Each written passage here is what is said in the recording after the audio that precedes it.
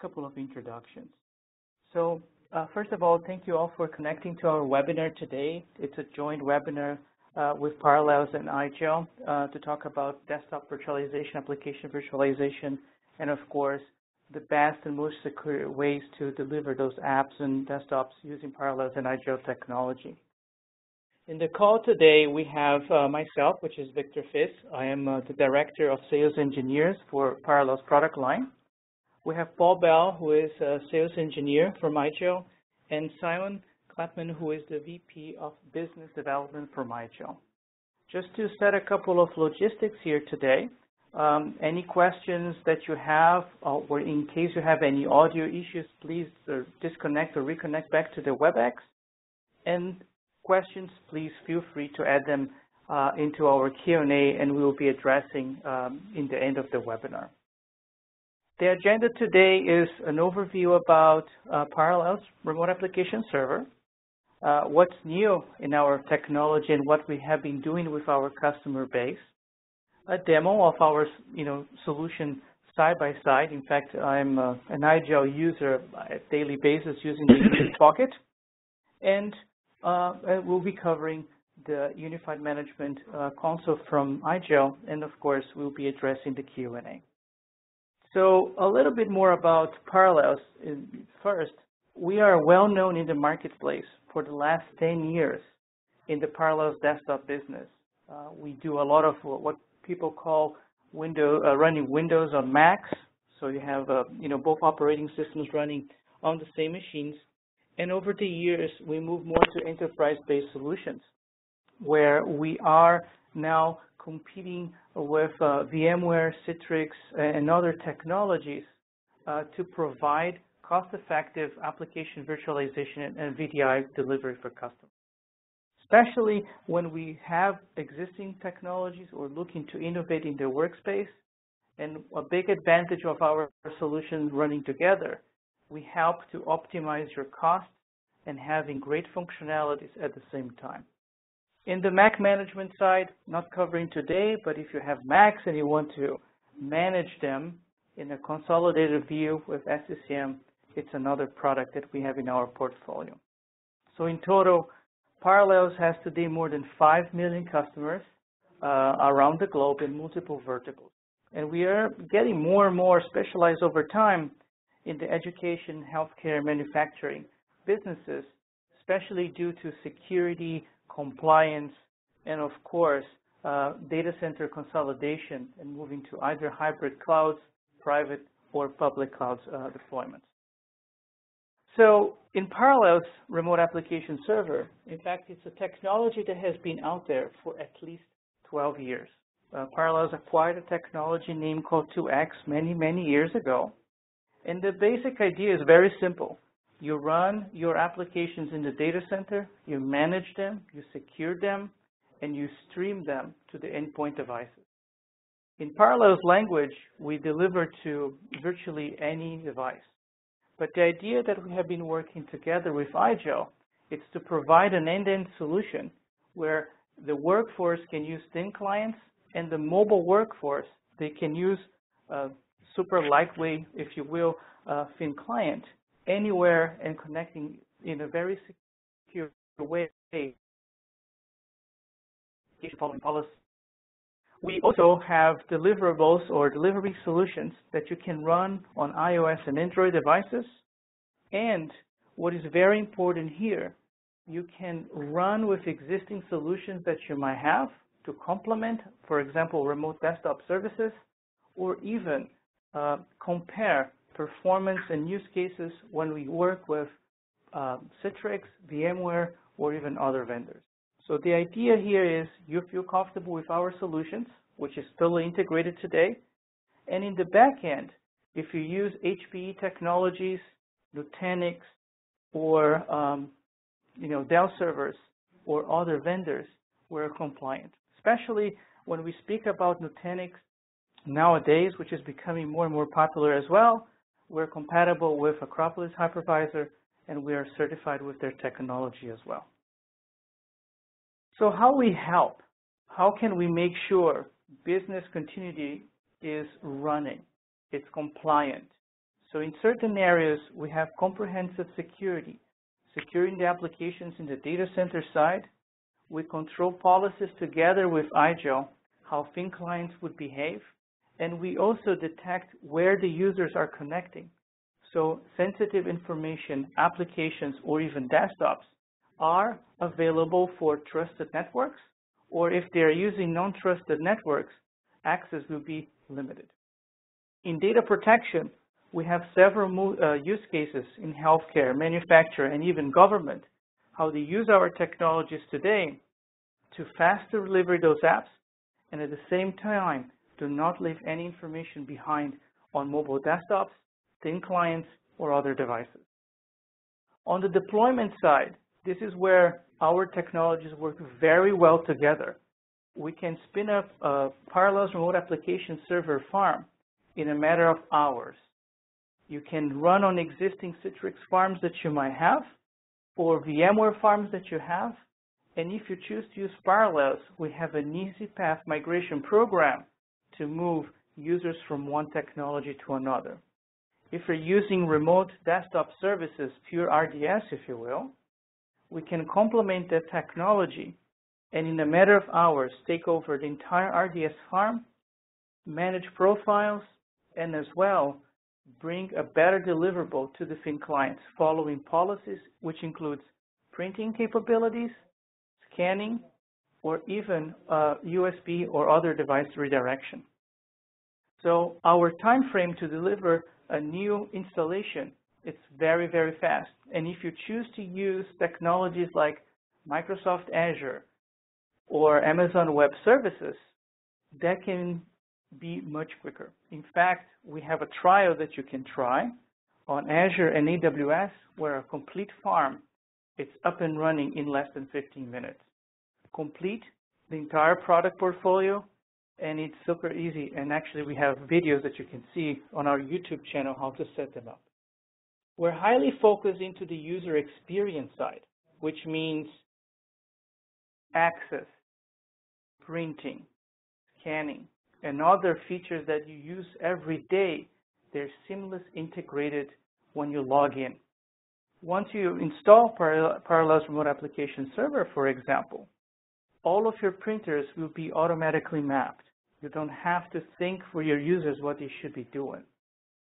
In other situations where thin clients, desktops, they might need multiple monitors, we support the latest technologies for high-definition displays, and as well, we adapt based upon user profiles. So we tightly integrate with Active Directory, for example, and depending on user profile, you might be able to push policies of what users can do or not can do. So you don't have to ask them to do certain things. All is done in the back end, and I'll be showing some of this a little bit in a demo, and then we'll be showing as well the UD Pocket side as well. Our solution, it's all-inclusive. No different SKU numbers or versions depending on your use cases. So if you're looking to do application publishing, VDI, have high availability with load balancers, or even peripheral redirection, it's out of the box. And to improve provisioning, especially for server providers or even large enterprises, we included PowerShell automation tools that you can control deployment, scalability, and as well control of deployments or policies. In fact, if you want to automate based upon number of users that are exceeding what you have predicted, you can use PowerShell scripts, add new servers in the backend, and add them to your farm. Once that farm is no longer required to be super big, you can scale it down using scripts. In fact, we're working to add more algorithms this year to completely automate this particular step. And that, again, no additional cost to users. As a differentiator, and Windows 10 is becoming a very big point on certain VDI deployments, especially on Azure, you can deploy Windows 10 VMs on those environments and use what we call remote PC technology and include PCs that are on Azure or even on-prem and access it from your thin client. And the great benefit here is simple. All of your data is protected, backed up, and centralized. So the updates and even management itself, it is much simpler. The clients, we support pretty much all of the operating systems, especially in the IGEL side, on the Windows and the Linux side. On the mobile world, if you have Chromebooks or other devices that, for XYZ need, they are supported. Although we recommend for our customer base to use IGEL nowadays, especially because of the UD Pocket, it is much integrated and much more seamless to have it running with both technologies. And doesn't matter where you are. If you're using your thin client or a desktop, the delivery is the same. Even if you're using, depending on the screen size, of course, but the idea and the visualization, it's simple for the end user. On the back-end side, we have partnerships with the big companies related to hardware, operating system, and of course, virtualization. So we have partnerships with HPE. Certification is available at Parallel's website, and the same with Nutanix. And we pretty much run our technology on any hypervisor. So you can be running Hyper-V, VMware, Xen Server, or even KVM. Parallel's remote application server runs natively. And this is one of our most beautiful features, if I will, because if you have an environment that has different operating system versions and different applications and different use cases, you'll be using a centralized console with IGEL for managing the thin clients and one console with remote application server overseeing all of your deployments. Our competitors would require you to have different deployments and different consoles. We have a single place. And we have use cases where certain ERPs were running Windows Server 2003, and at the same time, Microsoft Office products are already running on Windows Server 2016. Again, one entry point, one management for the user. And of course, for the admin work, it is a much simpler and seamless integration level. And our benefits here, it's something to remind on the automation side. Easy to deploy. We automate RDS roles and features. We integrate with Microsoft Active Directory. Our service availability with our customers, it's always HA, high availability on the back-end side. And there's no additional cost if you use high availability option from a Parallels licensing perspective or not. If you're doing VDI or just RDSH-based deployments, you make the choice. And the service availability and the cost base into Parallels Remote Application Server, it's based into subscription. So it's an annual subscription per concurrent user. So if your enterprise has 2,000, 3,000, or 5,000 employees, and 1,000 or 2 required to be using thin clients or remote access with Parallels Remote Application Server, you don't use nominal names. It is just based on the concurrent consumption that you have. And on the security side, you can either use regular authentication, or you can, or we can integrate with multi-factor authentication brokers like Duo, SafeNet, and very, very soon Azure capabilities as well. And if you need to enable the entry point, engage a client or a mobile portal that is similar to other vendors like a web portal front end, we allow you to customize those settings in real time with your own logo, with your own information. And in fact, very, very soon, sometime in 2018, you'll be able as well to white label your clients. They're running inside the thin clients or even the Windows or Linux or Mac clients. And the idea here is no coding necessary. All of the changes you do, it's always done in the web interface or in the console that we provide to you. And in the mobile client areas, depending what you use, we natively integrate with what you have. So we can provide quick keypads if you're using a tablet version of a Windows PC that you're running the UD Pocket, or even what we call quick keypad, which is specific shortcuts for ERPs or EMR solutions that you have, which is not easy to do sometimes when using a tablet. And that actually translates to the other clients that Parallels has today. And I mentioned a little bit about the PowerShell side. The PowerShell piece is it's great for the deployment, management, backup, or even restore configurations if you want to do using scripting technology. The UI is simple to use, but certain companies, they want to integrate with their event system like Splunk or other technologies. We can allow them to use those commands to control the deployment without going to a UI. So more or less today, I think we have more than 60 or 70 different commands that you can run in the PowerShell API for you to control your environment. And a common story that we have that recently Parallels and IGEL worked together was Trinsic. And their code here says, with IGEL and Parallels, we're able to solve a majority of HIPAA issues due to security method in which we deliver a virtual desktop to the end user. So this particular success story or case study that we have, it's available on our websites. We can always give you more details, but what is very interesting here, and the IGEL folks can jump in during the IGEL demo, we have used different components besides the UMS, the IGEL OS capabilities, and other features around. With that being said, I think I spoke a lot into the PowerPoint side. Let's move to the demo on the Parallel side, and then we'll shift to Paul and Simon to cover the IGEL side as well. So here on my screen, a few things that I wanted to highlight. So first of all, here we have in my console here, this is how users can log in and use Parallels remote application server from anywhere. And there's actually two aspects to see that.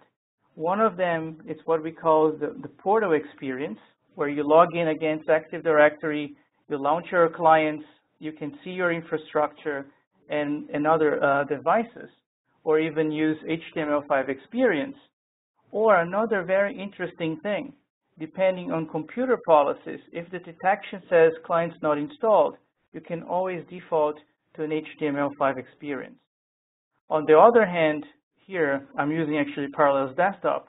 I have the Fin client already running on my computer, but I could always reboot it and use it as a Linux operating system and access to my environment. So I can open my demo environment in the Fin client, and I could actually go to my Parallels Remote Application Server console and start customizing components. And the way we integrate with the infrastructure, it is very seamless to the point where the desktop is presented, we're using Active Directory rules, and from the management console, the idea, again, is to keep as simple as possible. So when you start using Parallels, we have what we call wizards to add new session hosts if you want to publish applications, or even invite users in your organization to start using Remote Application Server.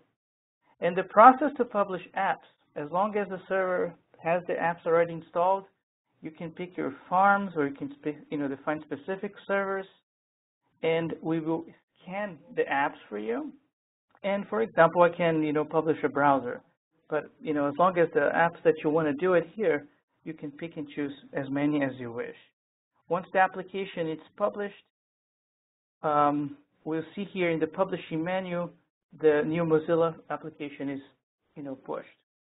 You can set based upon application groups or even departments, if you will, and each department will have their own rules. For example, the description, if you're using for only admin use cases, or filtering. Who has access to this application? And the filtering can be very interesting based upon user, IP addresses, if you will, or client type they have, or if they're using a gateway, we can define which gateway or entry point they are using on the organization, and then set if it's going to be visible or not. Of course, there are other ways to control access where we can do tunneling management, DMZ deployments. You can define how strict or how, in quotes, complete the environment would be. And in fact, based upon on your rules, you can set schedulers to create maintenance and other server reboots as needed. But on the simplicity side, we can see at this moment in the demo environment here, we have one person. We can remote control, we can send messages, or even control the processes, or even terminate a session for you. By default, we provide load balancing for inbound traffic and server distribution. And something that we are very proud of doing in Parallels Remote Application Server is the priority for load distribution. It's first of all based on user sessions, and optimize the use of your RDCal licenses or Windows Server licenses or Windows 10 licenses to streamline the licenses and keep them slim as possible. But if you overpass the number of sessions or high secondary resource constraints, we automatically shift the user to a different session server. And what is very important here, using the UD Pocket, they think they will be using the same session, but we'll be loading the profile from different locations and doing the heavy work for them without them knowing it. Printing and scanning, by default, we're controlling the printers. So if you have printers configured in the UD Pocket, no problem.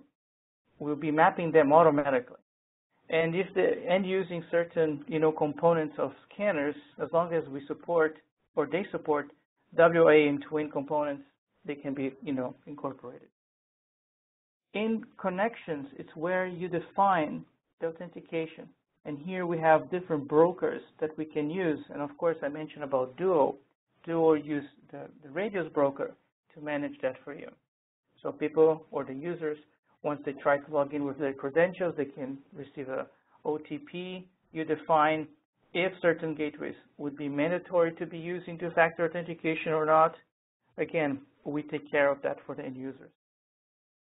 And the policy side, it's actually one of my favorite areas to talk about remote application server, because you can control from the admin side to the end user side without them having to click and change options.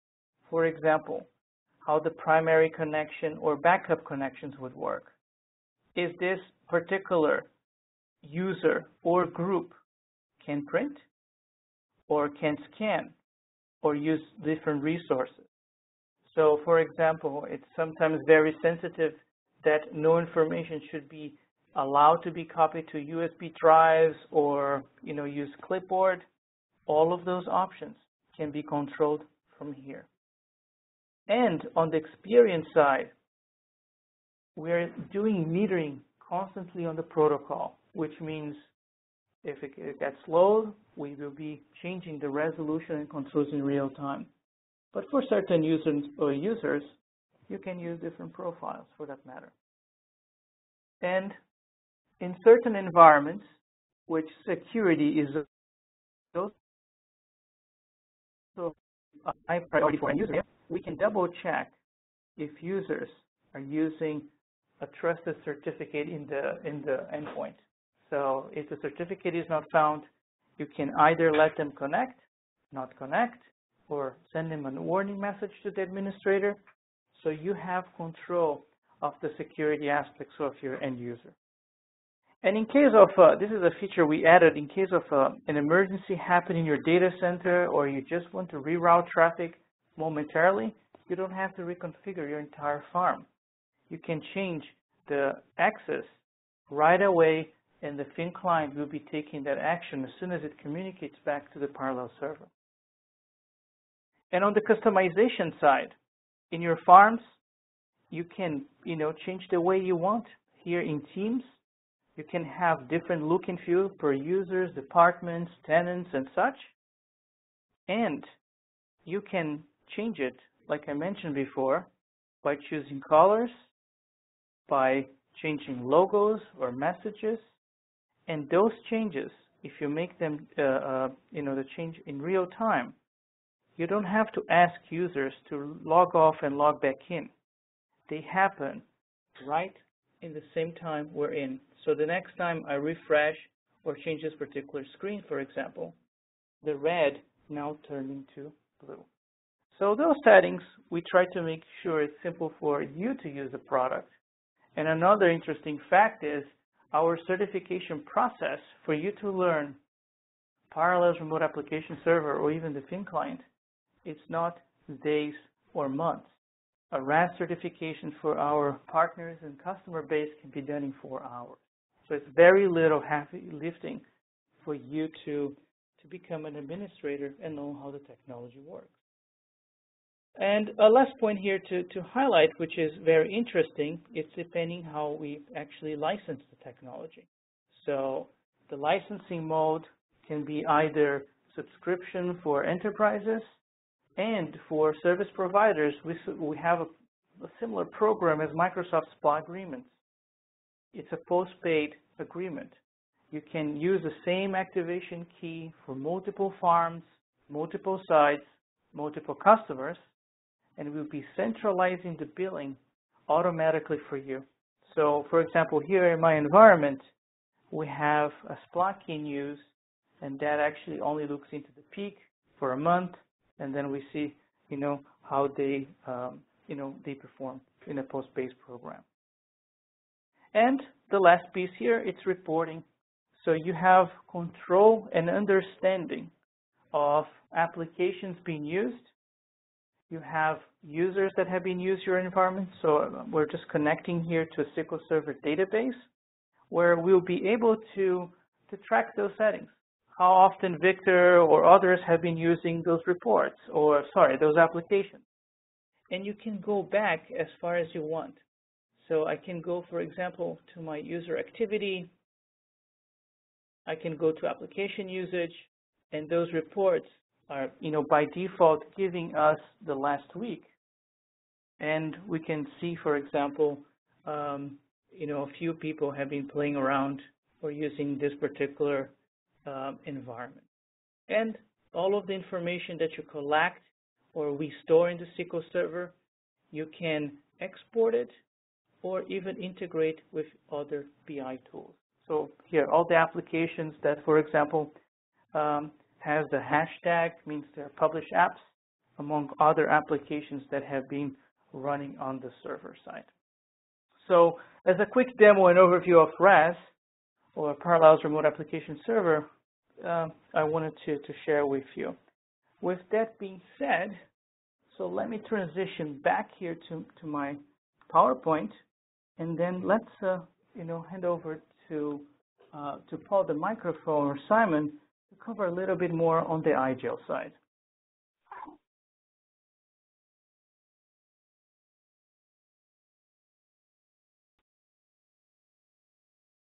Here we go. Thank you, Victor. All right. I learn something new every time I see that presentation. It's very interesting, all the things that the wealth of features and functionality that the solution delivers. It's impressive.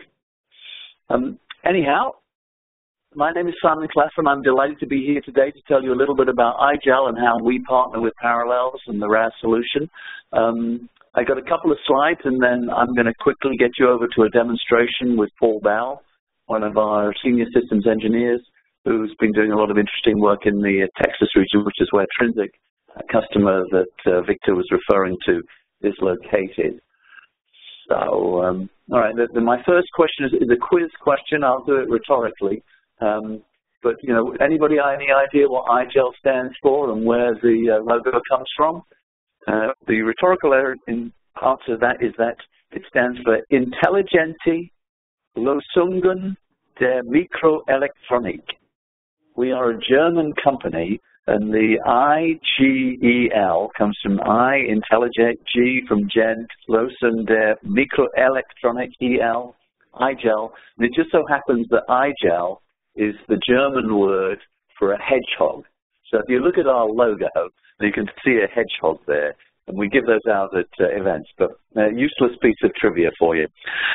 Been in business now for 20 years, and basically we have a maniacal focus on endpoint management. That's what I talked about. Next slide, please, Victor. And the core, this slide really sort of sums up everything that we do. In the center, you will see this endpoint management piece, our universal management suite. This is our tool. We talk about simplicity, the granular configuration of endpoints, and very detailed fine control. We actually have 7,000 control points on an endpoint. Smart, in that it is real-time profile assignment. Similarly, following up with what RAS can do, we can make automatic and instantly push out changes, updates, firmware updates, catching patches. If we've got a problem with Meltdown or Spectre, we're one of the first people to be able to patch their devices purely because we have this great management suite and we have a team of engineers assigned to this. Secure access and communications. Basically, we have the ability to control, what you can plug into a machine, the USB, all the ports control. We have the ability to control what networks you can access. So we take a lot of control at the endpoint. And then lastly, scalable, we're an enterprise solution. So with this endpoint management capability, we can then control over on the left-hand side all sorts of different endpoints. And here we're talking about the UD converter, which I sort of define as a hard conversion, because the UD converter software actually replaces the operating system on any x86 device. The UD Pocket is like a soft conversion tool, and you can, as Victor does, you can walk into a Aunt Matilda's PC and plug it into Aunt Matilda's PC and soft convert that into a viable Linux client that can access the RAS software and your own session. But when you pull it out, it reverts back, the machine will revert back to the original configuration. We also ship our own thin clients and zero clients. We also work with Samsung and deliver an all-in-one client. And then lastly, over on the right-hand side, we extend this with things like the cloud gateway. So not only can we manage a thin client, well, not only can we convert any thin client to being an IGEL-based thin client, but also we can manage it anywhere. This IGEL cloud gateway enables us to access those devices anywhere they are out on the internet. And then we have management interfaces, a tool for Windows access, and asset inventory tracker we can talk a little bit about later. We target various different markets, and we have various reasons why IGEL is a superior solution. Next slide, please. Just reiterating that, the UD Pocket, as you can see, is a thumbnail-sized micro USB key that basically enables you a very thin, very micro-thin client that enables you just to plug into any USB port to convert any device. Frankly, the hardest part about this is figuring out how to boot to USB. That's not always trivial, especially on things like a Mac, MacBook, but we have spent a lot of time and got a lot of tools to help you with that process. And we can essentially convert any x86 64-bit device to an IGEL OS powered device. Once we've got the IGEL OS power, IGEL OS there, then it becomes 100% manageable, and we can set a profile and configure and determine exactly what your end users can do. Next slide, please. The cloud gateway, as I say, very important in this ubiquitous internet world where people can maybe migrating around and moving anywhere. We can access your device and get control of those devices anywhere. So this is the perfect tool for the IT operations. Okay, then following on from that, security. IGEL is obsessed with security. We see two key things. Manageability and security is the key drivers for virtualization. And security is probably the most important part about that. And here, just some of the features, and we'll show you a couple of these in the demo, or if you want to go deeper, we have white papers and a lot of discussion about security on our website. I'd encourage you to go and look at that. Mission critical things like we can do secure layers of security based upon your device, location, user, time of day, any of a number of different factors to determine how and what you can do from where. And this gives IT an amazing amount of control in an enterprise deployment of a virtualization solution. We'll see some of that in the demonstration that Paul's going to be doing in just a second. Okay, next slide, please.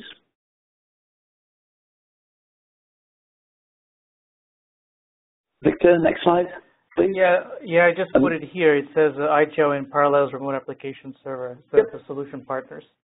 Got it. Sorry, my machine seems to be delayed in putting up. So just a couple of slides on, we have a white paper on how to use our solution together.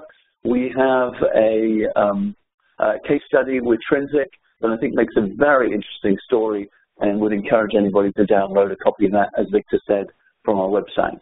Okay, with that, I think I'm going to switch over now to Paul, and we'll show you how this stuff works, because frankly, seeing is believing, and I could talk till I'm blue in the face, but let's see what Paul has to show us, and we'll give some idea about the flexibility of the management system and how easy it is to push out a configuration. Paul, over to you, please. Okay, so thank you, Simon and Victor. I appreciate that. So let me give you kind of a high-level overview of the UMS. So what you can see now is the universal management. So this is kind of the backbone of what we're going to use to manage the IGEL enterprise.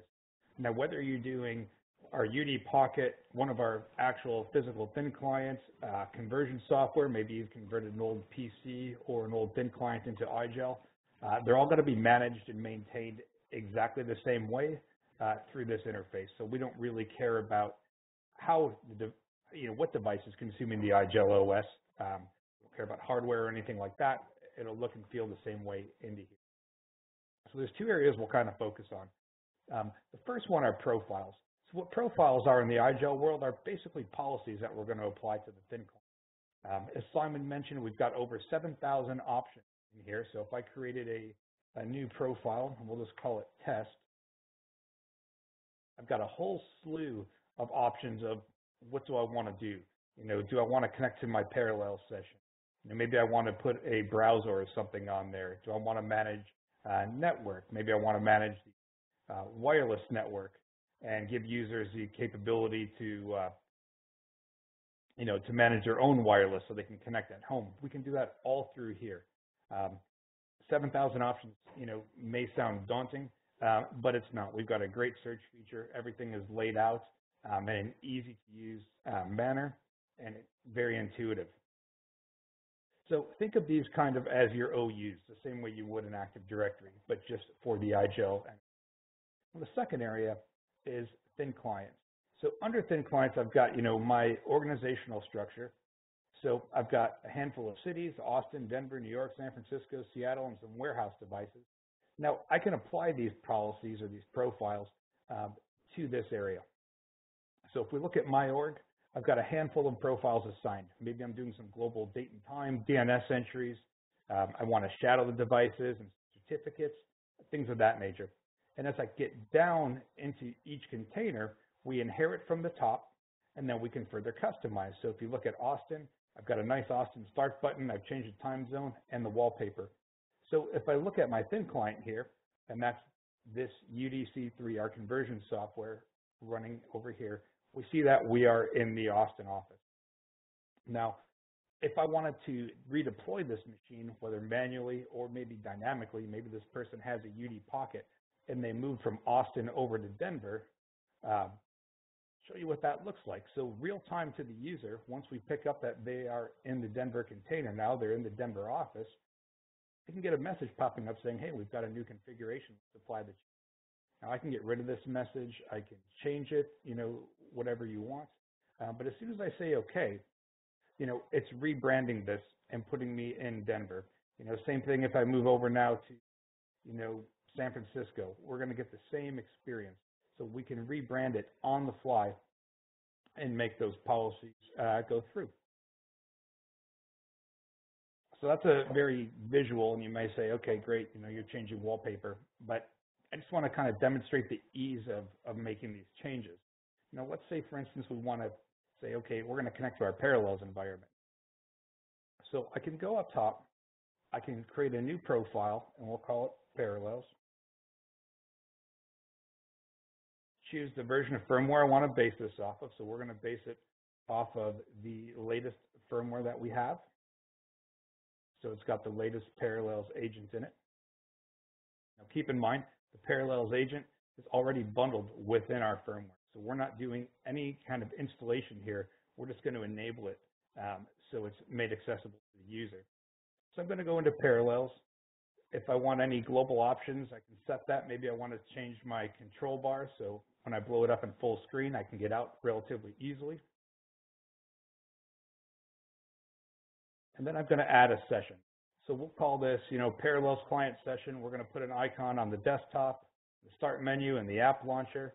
And now, okay, where are we going to connect to? I'm going to put the fully qualified domain name of my Parallels server. Parallels IGEL local. I want to pre-populate this with the domain, and then kind of go through and can give my experience. Maybe I don't want to put my remote sound on this computer, but most of my users are going to be connecting on the LAN. What do we want to do? Do we have to use a proxy server? Do we want to redirect URLs, of that nature? And we'll save that out.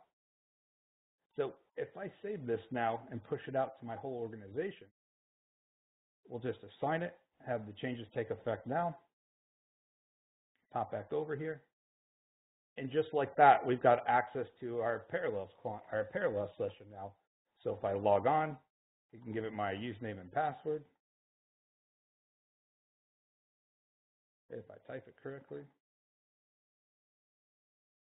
And now I've got my remote access server console, and I've got access to a published desktop. So double clicking on here will launch my published desktop. And I double clicked it twice, my apologies. And just like that now, I'm running my virtual desktop. And then we can go in, log out and be back to, back to our IGEL desktop. So customizing the IGEL desktop too, some people don't want a real, traditional desktop experience. They want to turn this more into a traditional, or into, a thin client, or a thin client look and feel where it does one thing and one thing only. You don't want to start menu down here or anything. Again, customizing this, very, very easy to do. Here I've got a policy to say, let's remove the taskbar. All this consists of is going into user interface, the taskbar, and checking here. So now as we push that out, maybe San Francisco is going to be the only group that doesn't have a taskbar. We'll say okay. And in real time, the taskbar goes away. Now, we've got some customers that have said, what, I don't really want to retrain any users. They're used to logging into the domain. How can we make this more of a seamless experience for them? We can do that too. So if we look at how we've got our people in Seattle configured, they want a very Windows-like look and feel. So we are running a Linux desktop. They get scared of Linux. They really have no reason to be. They use it every day. They use it in their phones, their routers, their switches, their TVs. But they want more of that traditional desktop look and feel. So we can customize this container for Seattle to say, what, I want it to look and feel more like Windows. I want to use an Active Directory login as well. And while we're at it, let's go to our Parallels client, and let's say, what, I want to use those Active Directory credentials when they log in. I don't want them to have to log in twice. So I can go into my Parallels, tell it to use my system credentials, save that out, and then I'll move this machine over to Seattle.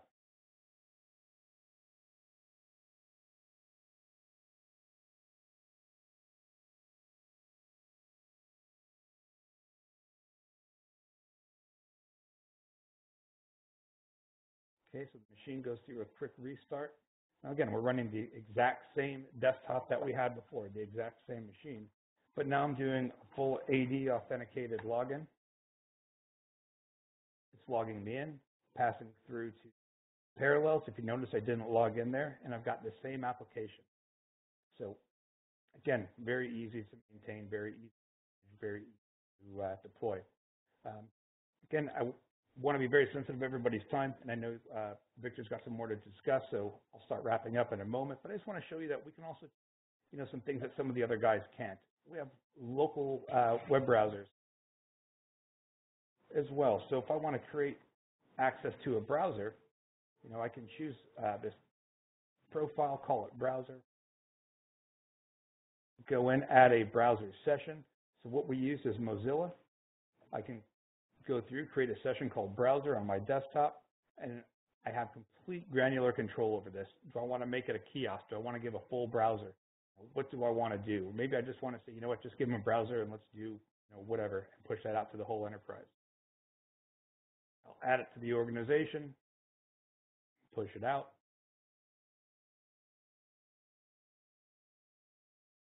And now we've got a full-fledged browser that our customers to surf the web. We are read-only OS, so there's no chance of them using this browser and getting any sort of malware or virus or anything like that. Reboot, it all goes back to normal, it all goes away. So that being said, I know Simon did mention we had some security as well, so we'll just touch on that real briefly. Just open up my test policy here. Now we can control at the device level or within your virtual session. So if we wanted to go in and dictate access control, so we don't want people to be able to use certain devices. Maybe we want to do a global deny, but we want to allow printers or imaging or video, or maybe just certain devices. Maybe you're in healthcare and you say, we use Power Mics or Dragon, something like that. So I want certain microphones to pass through, and we can go through here and set a specific rule for just vendor and product devices as well. So we can get very, very granular with how we secure these things, how we manage them, and maintain them.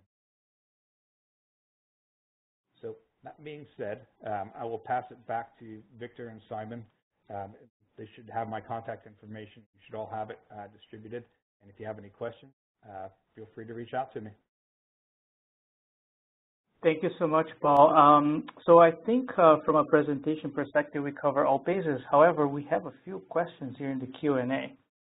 I think the first one is related to both of us. Can you please give me more information how smart cards are supported for user authentication and also log into the Parallels client?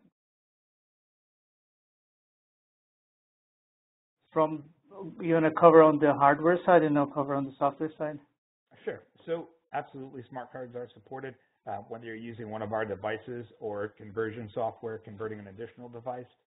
If it's our device, we do have devices with built-in smart card readers or proximity sensors or tap and go like Imprivata. That's all supported out of the box. If you're using your own hardware, again, really makes no difference to us. We do support smart cards, absolutely. Yeah, and on the Parallel side, the same. We support smart cards redirection because we're using what is either built in or redirected through USB. And the next question is UD Pocket limited to a company-owned equipment or can be deployed in a BOID or remote worker scenario? Meaning, can they move from personal to computer environments? Yeah, so absolutely it can be moved around, and that's one of the main use cases that we have. So whether you're using a UD Pocket for a contractor, maybe you have contractors coming in, you don't want to give them their company-owned hardware, they can bring their own hardware, boot to that UD Pocket, and that they've got a secure operating system now that you maintain and control, but you don't have to worry about their device. Same thing with people, maybe they're working at the office and they're going home and they're using their home computers, no problem. UD Pocket will work there as well. One of the things that we found is, the second you say, okay, you're allowed to work from home now, you become tech support for that person's home computer. Using UD Pocket, that alleviates that pressure from your organization.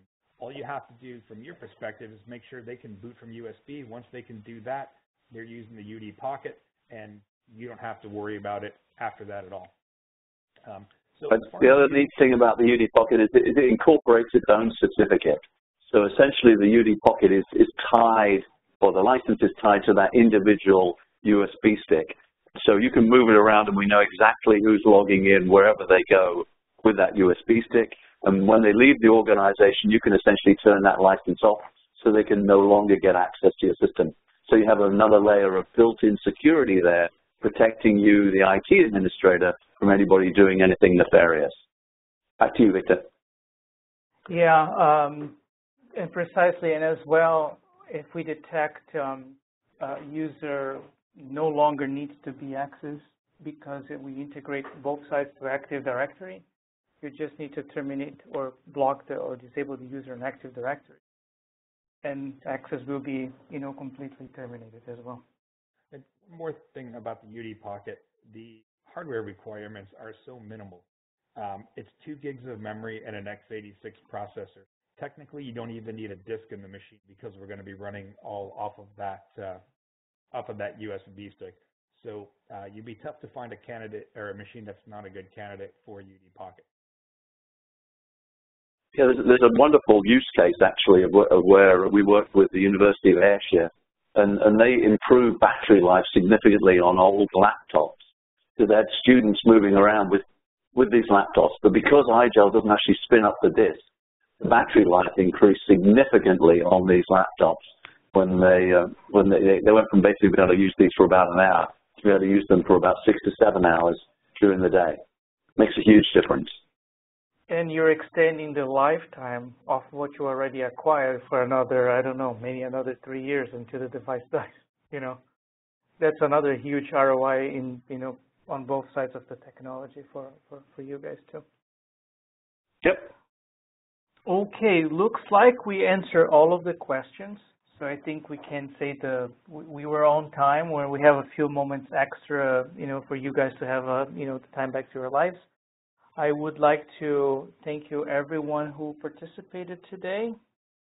And if there are additional questions, please. One last thing, Victor. I wanted to talk about our IT Baller program. We have go ahead. IGEL has an aggressive giveaway. Perhaps you can pull a slide up for me. I sure can. Let me just share my screen one more time here. See here very quickly. You may have heard of IGEL or heard about us over the last year. We won actually a bunch of rewards for our marketing program based around the giveaway of a Tesla. We wound up giving away 2 Teslas last year. If you go to our website, you can see the lucky winners of the 2 Teslas. But this year we're trying to be creative as well, and we came up with this idea of the IT Baller. Look out for an IT Baller T-shirt. They're going to be very, very popular at some point or other. And what we're doing is essentially, playing off the Dwayne Johnson Baller TV show. We're talking about who's, an extraordinarily talented player in his field. We are talking about an IT baller, an extraordinarily talented IT purveyor who basically saves their company money, reduces costs, improves security, does all the things that good IT operation people can do. And at each of these 5 events that we've got listed here, we'll be giving away $20,000, and then we're going to have a showdown at the end of the year to the best examples of what the things you can do with IT, be it with Parallels, be it with IGEL, be it with the solution, the joint solution. Next slide, please. How to enter. Basically, we secured the website itballer.com. So go there, input this code, and we will show you what you can do with this. We'll ask for a quick information about what you're doing and a quick demonstration of what we're up to, and we will be delighted to incorporate you into the draw. No need to be present to win, and hopefully somebody on this call will be a lucky winner. Last slide, please. Victor? Yep. Basically, let's get out there and do something extraordinary with this great technology and take control of IT. Thanks, everybody. This is IGEL, and really appreciate this opportunity to present with Parallels. So, back to you, Victor. It looks like we have one more question around UD Pocket. So does it work with Chromebooks? Yes, it will work with Chromebooks. So on a Chromebook, you must put the device in developer mode. That allows you to get into the BIOS to allow boot from USB. But yes, that does work. And I think we've got some videos out there, or there are some videos of people doing that on YouTube. And I'll try to find those and send them to Victor. Yeah, I'm a little more pessimistic about it. The problem with that is that, as Paul rightly notes, you have to go into developer mode. So it's not really an enterprise solution for converting Chromebooks. It's pretty hard to get end users to convert them to move into the developer mode. But absolutely, technically, it can be done. And funnily enough, we're working with Google to see if we can find a way to help them enable us to do it, so that you don't have to go into developer mode to make that conversion. But otherwise, to be successful, you have to get to the USB boot line, and that's in the BIOS. So somewhat, can be a little tricky, but we've got a lot of experience with this. And as Paul says, there are YouTube videos, and there are videos on our on our YouTube channel. Look for the IGEL channel on YouTube, and you'll be able to see all of this thing done by experts out there. Thank you. Super. Looks like we don't have additional questions, and I think we can wrap up. So again, thank you everybody for your time today. Thank you, Simon. Thank you, Paul. And you all have a great day, and look forward to working with you in the near future. Thanks, Victor. Thanks, Paul. Bye, everybody. Thank you, everybody. Goodbye.